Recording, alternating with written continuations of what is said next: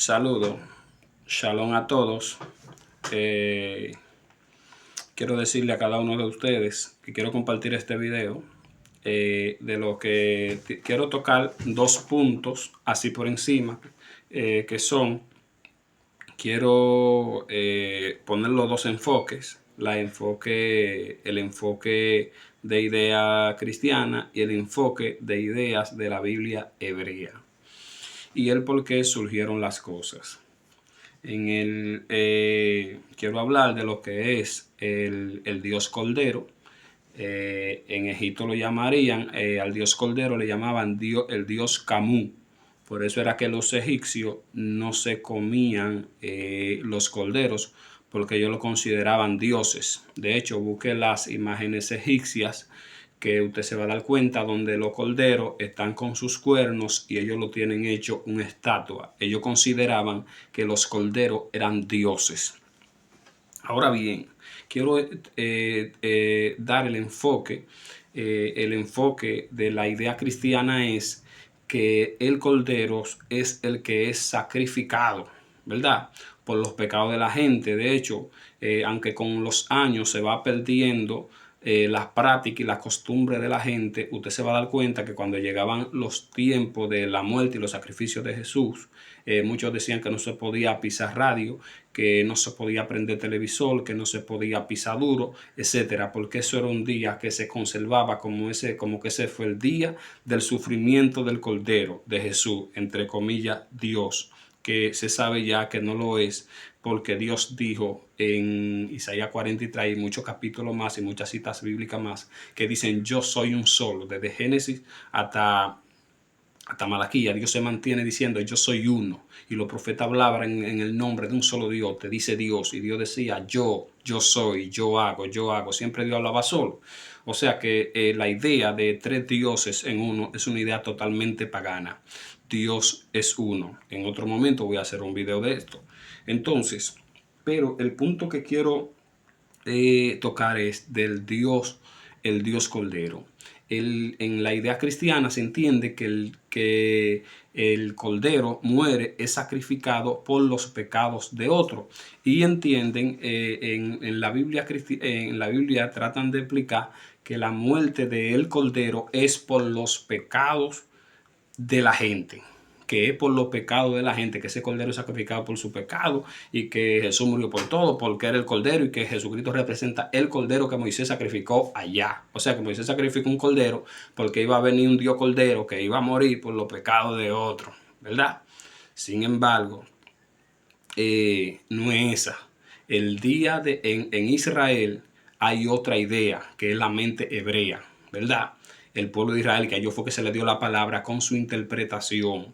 Usted se va a dar cuenta que en Israel, en los días que llegan, que el mundo dice que es la muerte y que esto y que lo otro, en Israel lo que hay es celebración, porque la muerte del Cordero lo que representa es liberación del pueblo de Israel de la esclavitud de Egipto, y Dios lo mandó a ellos a hacer esa fiesta para que se acuerden siempre de que ellos fueron esclavos y que Dios lo libertó de la esclavitud de egipcia, no de la esclavitud del pecado, de la esclavitud de egipcia, que lo tenía el poder político de Egipto, lo tenía esclavizado. No tenía que ver con pecado, sino que estaban esclavizados, porque Dios le dijo a Abraham, voy a llevar a tu descendencia a ser esclava por 400 años a tierra extranjera, y duraron 430, hasta que Dios levantó a Moisés para que lo saque.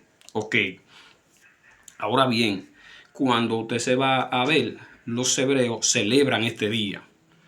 ¿Por qué celebran este día?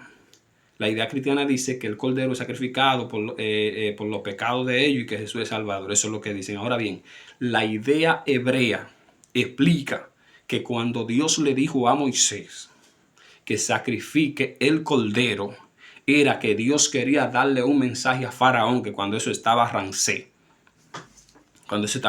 Estamos hablando de unos años que son aproximadamente como de algunos 1300 años antes de la nueva era. Entonces usted se va a dar cuenta por qué se sacrifica ese cordero. Lo que Dios está diciendo es porque Dios decía que iba a endurecer el corazón de Faraón. Entonces, como Moisés fue en el nombre del Dios del pueblo hebreo, entonces Faraón también tenía su Dios. Y Dios dijo, yo voy a endurecer el corazón de Faraón. No, esténse tranquilos que yo voy a endurecer su corazón, porque Dios lo que quería darle a entender al faraón era, cuando se sacrificaba el cordero, como el faraón y los egipcios consideraban que el cordero era su Dios, la idea que Dios le estaba diciendo a través de los hebreos era, mira, te estamos sacrificando tus dioses, te estamos asesinando tus dioses, lo que tú consideras tus dioses, y ellos no pueden defenderse. Lo estamos sacrificando a todos. No es que tiene que ver y que el Mesías tiene que morir. La muerte del Mesías no está profetizada por ningún profeta en la Biblia. Es que la gente se inventa muchas cosas y se va a Isaías 53, que el siervo, pero ¿por qué tú no empiezas a leer desde el capítulo 41? Porque hubieron 3 Isaías y tú tienes que saber esos 3 Isaías, en qué tiempo profetizaron, porque hubieron 3 Isaías. Aunque hay un solo libro de Isaías, hay 3 profetas llamados Isaías en la Biblia. Y nosotros vamos a dar cuenta que entre el rey Acaz y el rey Ciro hay una época de una división de más de 300 años. O sea que ese profeta de cuando el rey Acaz y el profeta de cuando el rey y el profeta de cuando el rey Ciro no se conocieron ni se conocían, porque eran totalmente diferentes. Ahora, antes de usted leer el 53, usted empieza en el 41, para que usted vea de quién que se está hablando en el capítulo 53, que eso, si usted lo lee del 41 al 53, usted va a vomitar la manipulación cristiana, la manipulación de la idea cristiana que hay para inventarse mentiras sobre Jesús. Ahora bien, para querer justificar que Jesús es Dios, entre comillas, que no lo es. Entonces, usted se va a dar cuenta que lo que Dios le está diciendo a través de la muerte de ese cordero es, te estoy sacrificando tu Dios y ellos no pueden defenderse ni tampoco pueden defenderte a ti. Y Dios lo liberó. La idea cristiana es que su Dios cordero muere por su pecado y que ellos lo exaltan y que lo adoran. Ahora bien, la idea hebrea, cuando Dios habla muy severa para decirle a Faraón y a los egipcios, te estamos sacrificando tus dioses y ellos no pueden defenderse. A los egipcios le llamaban el dios Camus. Para concluir, la gente que dicen que Jesús murió por su pecado, la Biblia dice que sus palabras son eternas. Lea a Deuteronomio capítulo 24, verso 16, que dice que nadie puede morir por los pecados de nadie, ni los padres pueden morir por los pecados de los hijos, ni los hijos por los pecados de los padres, sino que cada quien tiene que morir por su propio pecado.